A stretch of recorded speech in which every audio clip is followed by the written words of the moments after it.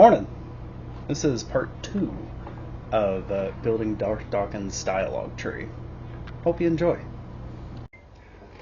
So for the rest of this video, I'm going to refer to Garth Dix as G, because Garth and Darth are real similar and it would get pretty confusing. So it starts off with G stating that in nearly every conversation, Darth doesn't let people ask him questions, which is not really true. Like, Darth does let people ask him questions. Whether or not he answers them is a completely different story. So this prompts Darth to state that he does let people ask him questions all day, every day, and asks G if he would like to ask some questions. G begins with, "Do you believe that the soul that sins dies?" He's referring to Ezekiel 18, as we will learn later.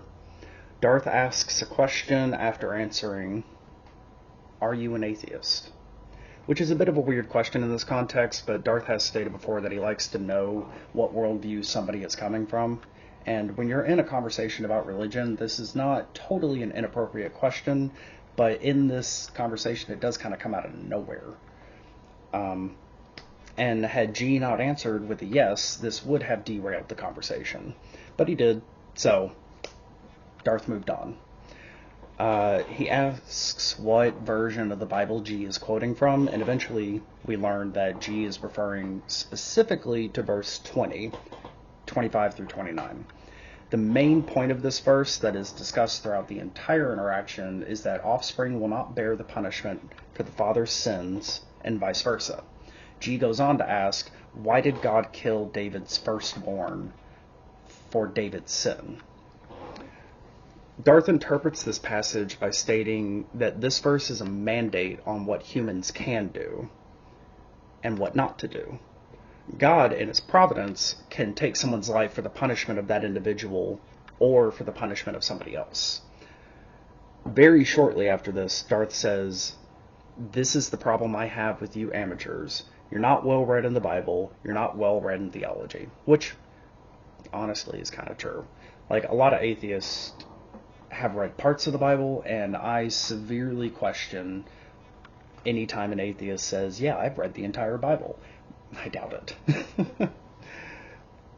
And very specifically in theology, like, that is kind of difficult to get through, especially if you have not read the Bible. So Darth then starts asking about crystallized facts, like what book is where.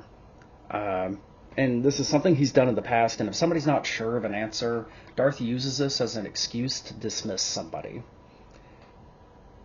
So he gets 3 of his questions out of what book is where, before moving on to a more specified question of what did God say to Adam if they eat the fruit? G answers in a very shorthand understanding of this is, if you eat it, you'll die. So Darth goes down this line of reasoning that ends with, there is a physical death and a spiritual death. And this really isn't brought up for the rest of the conversation, so it was kind of pointless to state that. So G brings us back to Ezekiel, to which Darth states, every person who's a sinner on this planet has died. The soul who sins will die. And then he asks 2 rhetorical questions. Is everybody on the planet a sinner? And 200 years from now, will you be alive? So the first one, from a Christian context, everyone is a sinner. That's, of course. And 200 years from now, will you be alive? Probably not. Average human lifespan is, in America specifically, is like 70 some odd years at this point. But you never know. Advances in medicine, we could live to 200. I doubt it, but it's possible. Moving on, Darth clarifies that people die for their own sins. He uses an example of people who use psychoactive substances like cannabis, LSD, fucking heroin, and stuff like that. And says that if they died while doing it, then it was an expedited death, and if they didn't die while doing it, they'll still die eventually, which didn't really bring any kind of clarity or substance to this entire conversation. He basically said people die, regardless of what they do. They're going to die. And in a Christian context, death is the punishment for sin. Everybody's a sinner, so Again, doesn't really matter what you do, you're a sinner by nature, so you're going to die. Darth pushes against G, asking if he knows what expedite means, to which G does give an incorrect answer, and Darth gently corrects him. He then gives a wordy example, which is a bit unnecessary because the definition that Darth gave sufficed. G continues down the Ezekiel issue, and Darth effectively says again that the passage is about what humans can and can't do. God can do what he wants. G pushes back against this a little bit, stating that he doesn't see where it's talking about like governments and people. Darth then states that this passage is referring to the previous laws given by God, the Mosaic laws. G asks for a chapter and verse, to which Darth kind of dismisses by saying, why would I need a chapter and a verse? It's very common for Darth to ask for specific chapter and verse when anyone makes a claim about the Bible. So Darth refers to the Mosaic Law again, stating there's 360 plus laws, and he can't give the exact citation. And reasonably, that's okay. Like, there are 360 plus laws, and it is kind of hard to have all that off the top of your head, especially the verses off the top of your head. So Darth kind of tries to cut the conversation off right here by saying, do you have any other serious objection? Because Darth did answer the question, and it's that the passage is referring to what people can and can't do, and God can do what he wants. G then says, so the Exodus is part of the Torah, etc. Skipping down a bit after Darth asks a series of questions as to why G refers to the first 5 books of the Old Testament as the Torah, whatever it is. G then brings up the 10th plague of Egypt and attempts to show this verse in the light of Ezekiel and show a contradiction. The argument does kind of fall flat with the way that Darth has interpreted the passage. So God preserves the prerogative to do what and when he wants with his creation. Death can be a punishment to the person dying and or a punishment to somebody else. And doesn't matter who dies, they were a sinner and they were deserving of death.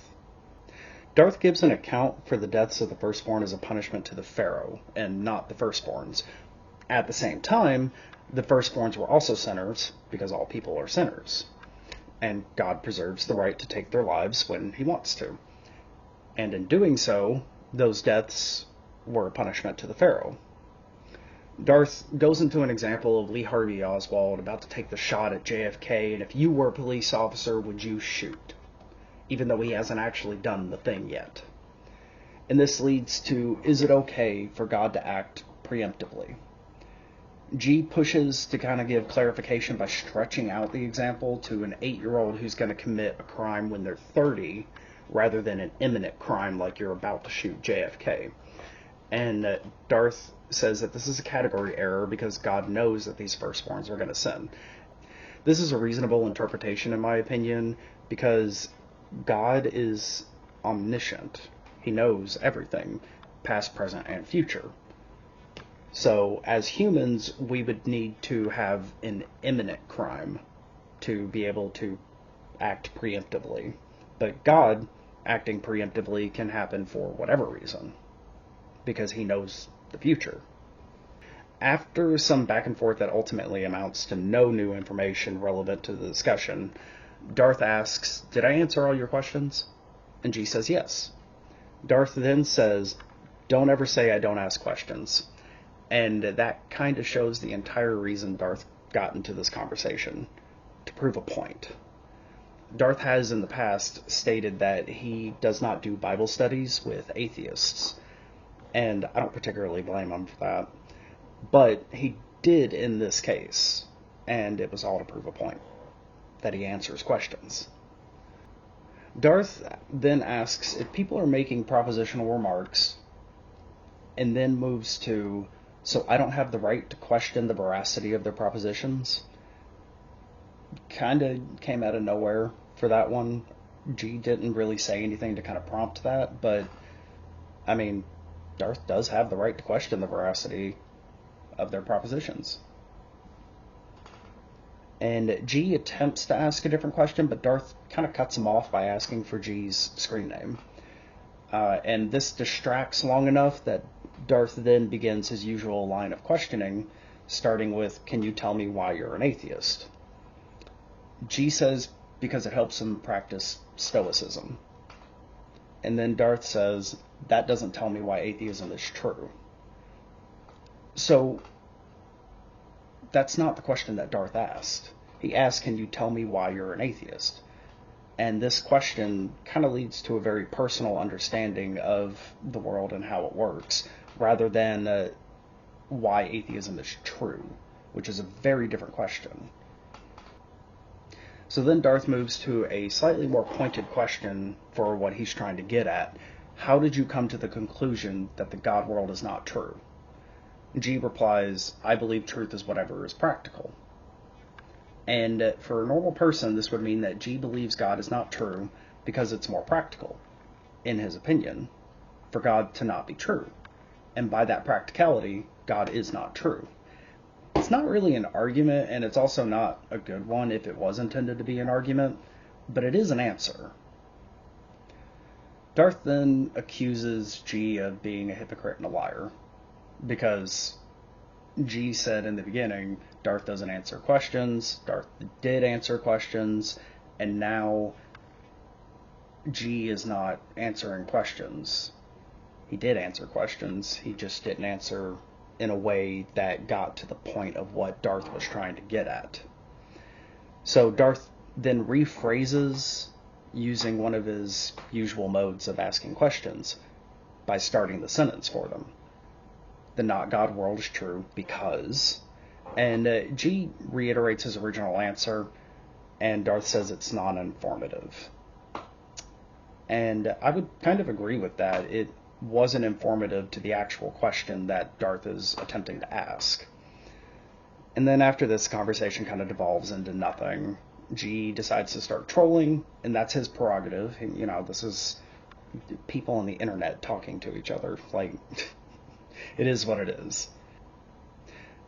Darth uses this as he has in many occasions. Trolling at the end of the conversation means you were a troll all along. And while that's not true, because it does seem that G came into this with some sort of sincerity, it is an excuse that Darth gives to denounce someone when they troll toward the end of a conversation, and it disabuses them of any sincerity they had at the beginning of the conversation. Alright, time to go over some numbers. So for this conversation, I'm going to focus less on the amount of time talked and over-talking and all that jazz, because the original purpose of this conversation was Darth doesn't let people ask him questions. The only thing I'm going to talk about with talk time is the total amount of time between these two was 26 minutes-ish. And that's 1,560 seconds. The total amount of time that G talked was 4 minutes and 52 seconds, which is 19% of the conversation. And the total amount of time that Darth talked was 16 minutes and 15 seconds, which is 62% of the conversation. So the only reason I want to say that is because of the massive disparity between the amount of time that they got to talk. And this does include over-talking and all that. Now the questions. The total amount of questions that Darth asked were 64. The total amount of questions that G asked, 16. So this next little bit is a little more content analysis, and when there's only one person doing content analysis, there is bound to be bias. So the way I divided this up was questions that were asked and answered, questions that were asked with a partial answer, answers that were interrupted, questions that were asked with a divergent answer. And the way I'm defining divergent is the answer was an answer, but it shifted the conversation towards something else. Asked with no answer, asked with no chance to answer, which are questions like rhetorical questions. Answered with a question, and then asked with no serious answer, which only really happens toward the end of the conversation once G starts to troll. So, for the amount of questions that were asked and answered, out of the 16 that G asked, Darth answered 6, which is 38% of the questions that were asked. Out of the 64 questions that Darth asked, G answered 34 of them, which is 53%. So between the two of them, Darth, percentage-wise, answered less than G. So the amount of questions that were asked with a partial answer, Darth did this once, which is 6% of the questions that G asked. And G also did this once, which is 2% of the questions that Darth asked. When it comes to answers that were interrupted, G did not interrupt Darth at any point. But Darth did interrupt G 9 times, which is 14% of the questions that Darth asked. Asked with a divergent answer, out of the 16 that G asked, Darth kind of diverted 4 times, which is 25% of the questions. And G did this 8 times, which is 13% of the 64 that Darth asked. Questions that were asked with no answer, they both did this 2 times each.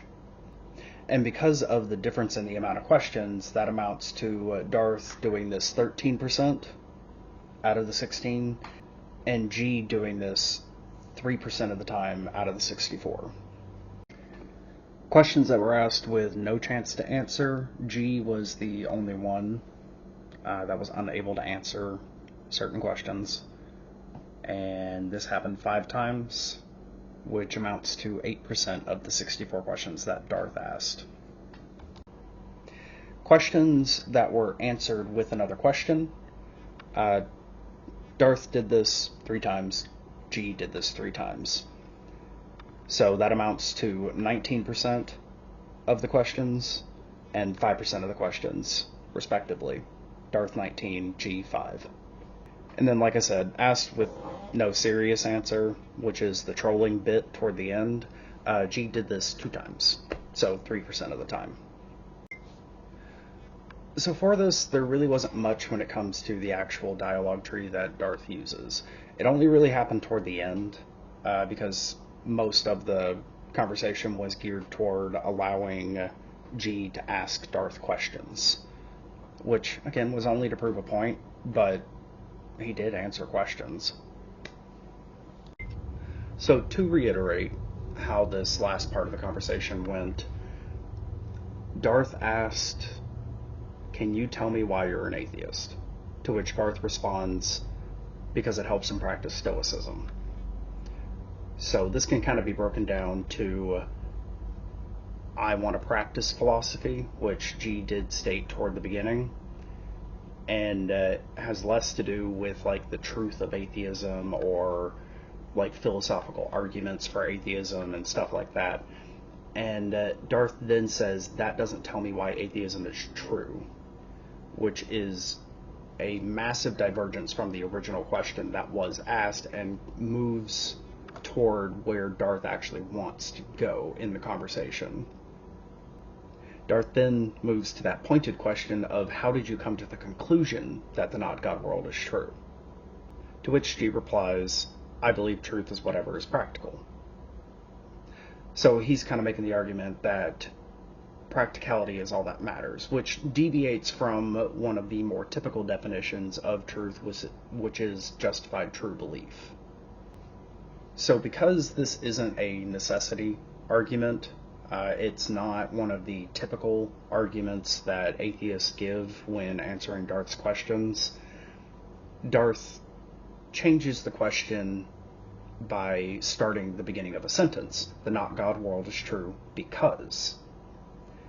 And G repeats his answer, right? Because that's what he thinks. Truth is whatever's practical. The not God world is practical for practicing Stoicism, in his opinion. And that's kind of where the conversation ends, right? So, not a whole lot to build off of when it comes to Darth's Dialog Tree. And that's the end. So, of course, cliched like and subscribe. I will continue to do these. As it stands, got a lot going on in my life, so I'm not going to be able to do these with any kind of consistency on time schedule, but I'll do more.